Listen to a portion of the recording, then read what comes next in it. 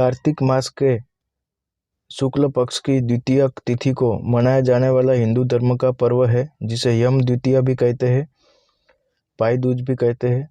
यह दीपावली के 2 दिन बाद आने वाला पर्व है, जो भाई के प्रति बहन के स्नेह को अभिव्यक्त करता है एवं बहनें अपने भाई की खुशहाली के लिए कामना करती है। कार्तिक शुक्ल द्वितीया को पूर्व काल में यमराज को अपने घर पर सकारात्मक पूर्वक भोजन कराया था। उस दिन नारकी जीवों का यातना से छुटकारा मिला और उन्हें तृप्त किया गया।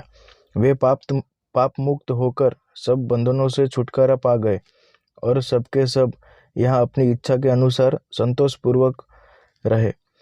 उन सब ने मिलकर एक महान उत्सव मनाया जो यमलोक के राज्य को सुख पहुँचाने वाला था। इसलिए यह तिथि तीनों लोकों में यम द्वितीया के नाम से विख्यात हुई।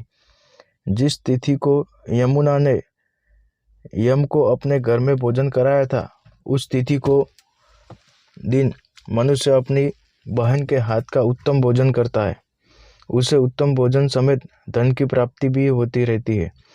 हालांकि भाई दूज त्यौहार वर्णन हमारे पवित्र धर्म ग्रंथों में नहीं मिलता, इसलिए भैया दूज मनाना एक शास्त्र अनुकूल साधना नहीं है।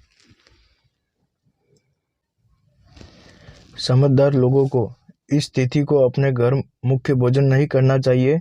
उन्हें अपनी बहन के घर जाकर उन्हीं के हाथों से बने पुष्टिवर्धक भोजन को स्नेहपूर्वक ग्रहण करना चाहिए तथा जितनी बहन हो उन सबको पूजा और सत्कार के साथ विधिपूर्वक वस्त्र, आभूषण आदि देना चाहिए।